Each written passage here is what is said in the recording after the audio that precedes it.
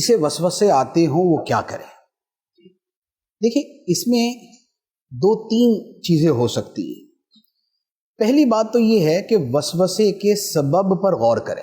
بعض اوقات کیا ہوتا ہے کہ وسوسے کا سبب یہ ہوتا ہے کہ بندہ ہر ایک کو سن رہا ہوتا ہے، ہر چیز پڑھ رہا ہوتا ہے۔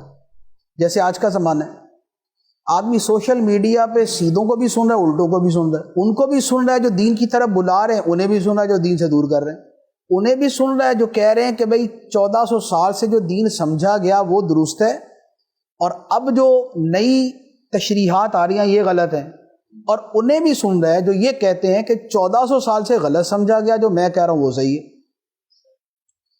انہیں بھی سنتا ہے جو ولیوں کی محبت دل میں ڈالتے ہیں، اور انہیں بھی سنتا ہے جو ولیوں کے خلاف بکواسی کرتے رہتے ہیں۔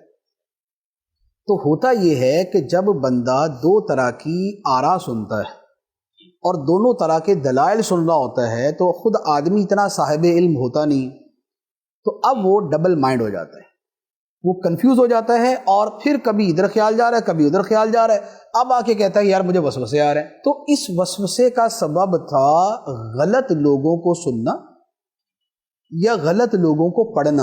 اخبار میں کالم لکھنے والے وہ اتنے غلط زیادہ ہیں، صحیح والے کم ہیں۔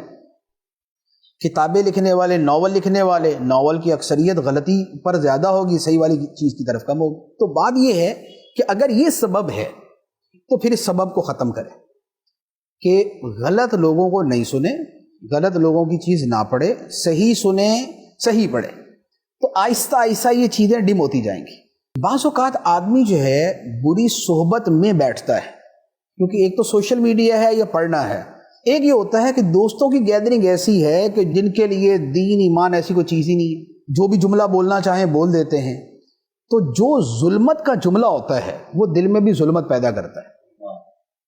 اور صحبت کا اثر بڑا واضح کہ اچھی صحبت ہے اچھا اثر کرے گی، بری صحبت ہے برا اثر کرے گی۔ اسی لیے قرآن پاک میں بطور خاص بری صحبت کے بارے میں اتنا صراحت کے ساتھ فرمایا وَإِمَّا يُنْسِيَنَّكَ الشَّيْطَانُ فَلَا تَقْعُدْ بَعْدَ الذِّكْرَىٰ مَعَ الْقَوْمِ الظَّالِمِينَ، کہ اگر شیطان تجھے بھلا بھی دے اور تو غلط لوگوں کے پاس بیٹھ جائے تو یاد آنے کے بعد پھر نہ بیٹھ ان کے پاس۔ اس کا مطلب یہ ہوا کہ ان کے پاس بیٹھنا جو ہے یہ تباہ کرتا ہے۔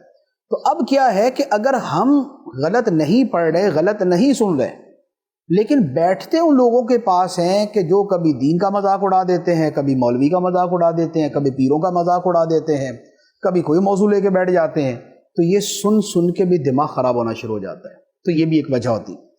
تو لہذا جب اسباب کا پتہ چل جائے تو بندہ اسباب سے دور ہو جائے۔ اس کے بعد کیا ہوتا ہے کہ ذکر الہی کی کثرت یہ بہت سے وساوس کو دور کر دیتی، اسی طرح درود پاک کی کثرت بہت سے وساوس کو دور کر دیتی ہے۔ کثرت ذکر کا فائدہ یہ ہے، حدیث مبارک میں ہے کہ شیطان جو ہے بندے کے دل میں آ کے وسوسے ڈالنے لگتا ہے، جب اللہ کا ذکر ہوتا ہے تو بھاگ جاتا ہے وہ۔ اور یہ جو آیت مبارک ہے نا، من شر الوسواس الخناس، کہ میں پناہ مانگتا ہوں وسوسے ڈالنے والے کے شر سے جو خناس ہے۔ خناس کا مطلب ہے کہ جو بھاگم بھاگ آتا ہے اور وسوسے ڈال کے پھر بھاگ جاتا ہے، پھر آتا ہے پھر ڈال کے بھاگ جاتا ہے۔ تو بندہ جب ذکر الہی کرتا ہے تو یہ وسوسے ڈالنے والے شیطان جو ہے اس سے بھاگ جاتے ہیں۔ اور یہی معاملہ درود شریف کا ہے۔ درود شریف بڑا کثرت سے پڑھا جائے تو آہستہ آہستہ جو ہے نا شیطان بھاگنا شروع ہو جاتا ہے، اور دل پر ایمان، سکینہ، اطمینان یہ اترنا شروع ہو جاتا ہے، تو یہ وسوسوں سے جان چھوٹ جاتی ہے۔ باقی یہ ہے کہ اس کے ساتھ وسوسہ دور کرنے کے لیے اعوذ باللہ من الشیطان الرجیم، یا یہ ہے کہ اللہ ربی لا شریک لہ، یا جو ہے سورہ فلق، سورہ ناس، یا آیت الکرسی، تو یہ جو ہے وہ آیات اور وظائف پڑھے جائیں تو اس سے بھی وسوسہ بھاگ جاتا ہے۔ لا حول ولا قوت الا باللہ، اس کے پڑھنے سے بھی وسوسہ دور ہو جاتا ہے۔